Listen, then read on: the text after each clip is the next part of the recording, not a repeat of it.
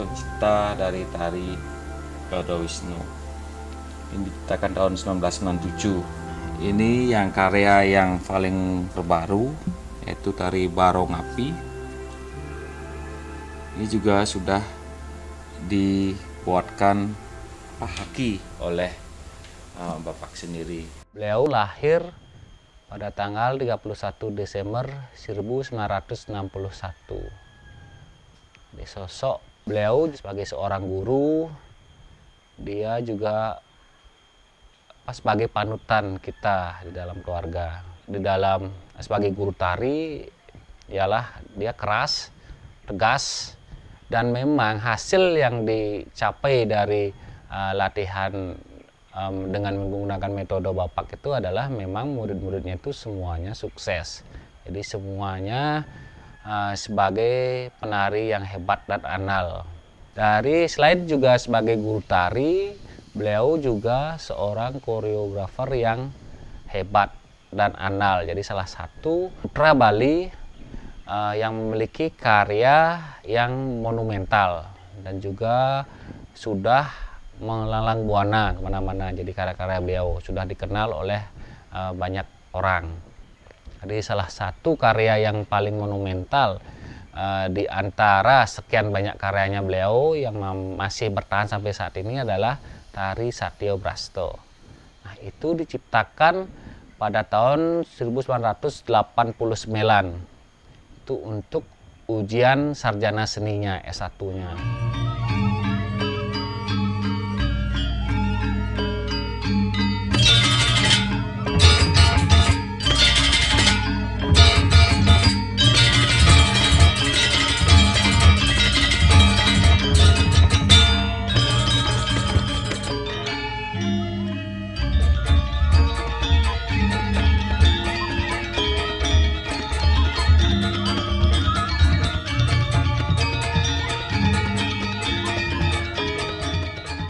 Selain juga sebagai pencipta tari, Bapak juga sering melakukan kolaborasi dengan seniman-seniman di luar Bali.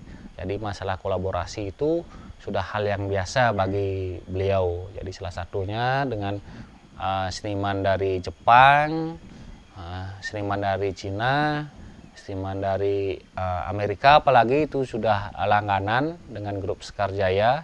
Jadi seniman teater dari Paris yang terakhir ini dengan membuat karya Oedipus, sebuah teater ya, yang kolaborasi dengan seni Bali. Itu juga hasilnya sangat menarik sekali.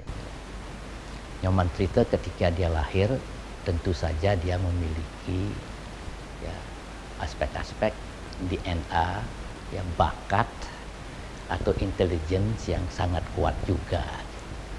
Dia memiliki bakat yang sangat kuat di bidang kinestetik, seni gerak. Dalam kaitannya ini adalah dalam bidang seni tari. Lalu setelah itu Nyoman Trite masuk di STSI Denpasar. Pada waktu itu bernama ASTI, kemudian berubah menjadi STSI. Di sana lagi Nyoman Trite ya, menambah kemampuannya karena berhubungan dengan berbagai banyak guru yang ahli-ahli di dalam pelegongan, ahli di dalam topeng, ahli dalam pegambuhan dan lain-lainnya. Sehingga pada tahun 1989 saya masih ingat bahwa Nyoman Trite tamat dari ASTI STS itu dengan gelar SST pada waktu itu. Jadi sampai sekarang kita mengenal Pak Nyoman Trite itu adalah seorang seniman yang sangat kreatif. Setelah dia meluluskan studinya di kampus STSI Denpasar pada 1989 itu, Nyoman mulai banyak menciptakan tari-tarian, terutama tari-tarian kebiar dalam hal ini. Apalagi pada waktu selesai dari kuliah di STSI Denpasar itu, Nyoman kan menjadi seorang guru. Jadi seorang guru di sebuah SMA di Ubud ya. Jadi dia memanfaatkan sekali kesempatan di Ubud itu, banyak menciptakan, banyak melakukan pegelaran-pegelaran di desa sekitarnya. Kemudian atas permintaannya sendiri setelah sudah menjadi pegawai negeri di SMA 1 di Ubud itu, Nyoman ingin berpindah ya ke kampus STSI Denpasar untuk menjadi seorang dosen di sana. Gitu. Nyoman kemudian banyak mengajar, banyak muridnya, lalu makin banyak mencipta, terutama kemudian dia memiliki karya-karya yang berkaitan dengan teman-temannya, karya kelompok dalam berbagai bidang sentra tari kolosal yang pada waktu itu semarak diciptakan oleh orang-orang di STSI. Dan Pasar dan Nyoman salah seorang koreografer yang ikut terlibat banyak di situ sesungguhnya. Nyoman juga mendapat kesempatan, kami kirim dia ke luar negeri untuk mencari gelar. Ya, kita menemukan seseorang yang bernama Profesor Judy Mitoma di UCLA, karena kemauannya Nyoman itu sangat keras sekali untuk mendapatkan gelar MFA, maka dia mendapat kesempatan sambil mengajar di UCLA di Amerika Serikat, dia mengambil gelar di bidang MFA di sana. Di tahun 1996 ketika salah seorang profesor dari Holy Cross yang bernama Profesor Lynn Kramer itu mengadakan kerjasama dengan saya di STSI dan Pasar, pada tahun 1996 menghubungi saya untuk membangun program kesenian Bali yang berada di College of the Holy Cross di Worcester atau di Boston pada waktu itu. Saya memutuskan Nyoman untuk menjadi guru dosen di sana. Jadi orang pertama yang saya kirim untuk menjadi dosen di Holy Cross adalah Nyoman Cerita pada waktu itu. Jadi saya bangga dengan kemampuannya dan bisa kemudian dia menyelesaikan tugas di sana selama 1 atau 2 tahun pada waktu itu. Itu pengalaman Nyoman sebagai seniman, sehingga akhirnya dia menjadi seorang seniman yang unggul juga, tidak hanya untuk kepentingan Bali dan juga kepentingan luar negeri pada saat yang sekarang ini. Selain pencipta tari dan terbiasa dengan melakukan kolaborasi, jadi Bapak juga ada istilah Bali adalah seniman nyeraki. Jadi di mana seniman nyeraki itu adalah si seniman tidak hanya mampu menguasai satu bagian saja, satu sub saja, misalnya seperti tari saja. Selain juga sebagai penari, koreografer, dan pencipta tari, beliau juga mampu untuk menata kerawitannya sendiri.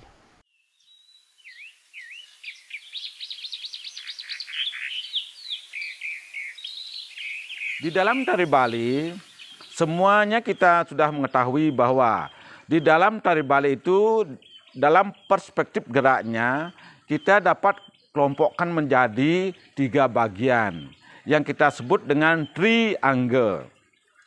Triangle itu adalah bagaimana gerak kaki, bagaimana gerak badan termasuk tangan, dan bagaimana kepala. Jadi kepala, badan, dan kaki. Nah, ini di dalam teknik tari Bali.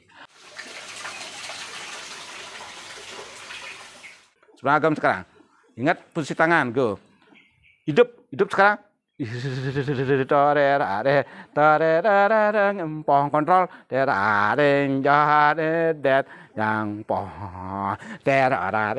Dah hitung dia ya. Itu gerak nomor 1 ya. Itu penting. Segitu aja. Ya. Tidak usah terlalu longgar dia. Jadi kalau longgar itu akhirnya tarinya kurang tegak istilah Balinya ya. Agem dalam tari Bali, ini lihat kaki dulu, jari kakinya harus diangkat. Ya. Harus diangkat.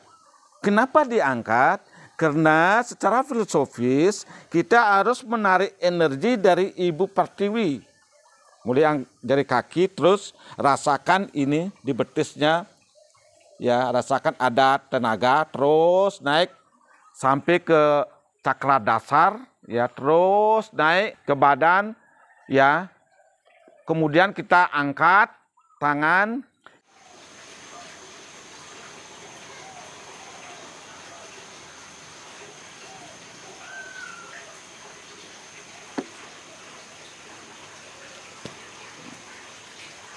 Kita menarik energi dari atas papa, ya.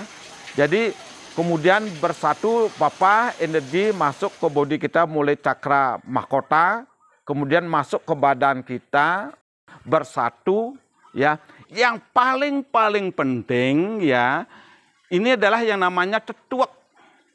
Yang namanya encah cerengu, adik-adik. Encah cerengu itu artinya adalah bagaimana kita mengolah wajah ini supaya sesuai dengan karakter dalam tari. Contoh,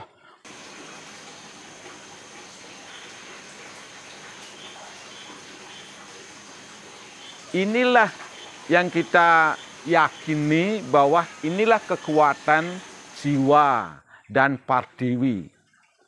Kalau di Bali, kalau Dewa Siwa sakti tanpa ada Parwati tidak bisa. Inilah positif negatif. Ya, jadi positif negatif ya dalam segala hal ya tidak akan bisa hidup kalau hanya sepihak. Istilah orang tua membilang bahwa itu madang ngigal tekak.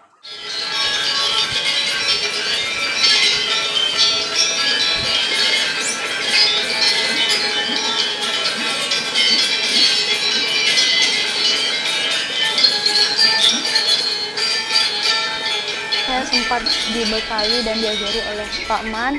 Saya dibekali di rumah di Singapadu. Beliau itu mengajarkan saya dengan sangat sabar. Beliau sangat tekun sekali mengajarkan saya. Ya bisa dibilang saya itu agak kurang ya untuk menangkap apa yang beliau ajarkan, tapi beliau sangat sabar sekali membimbing saya agar saya bisa untuk mencapai apa yang ditargetkan. Kemudian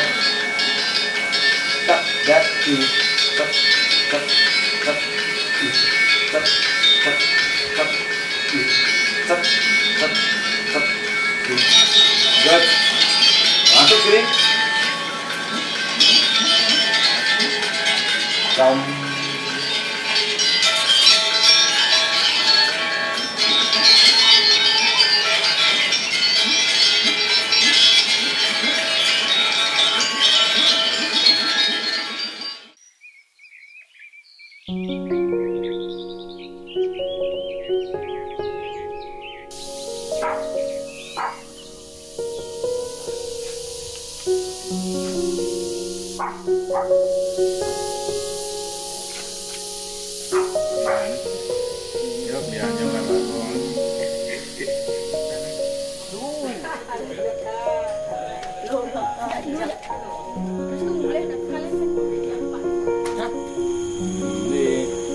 Ning peka. Mata ini peka. Tang peka. Duro dua ning peka.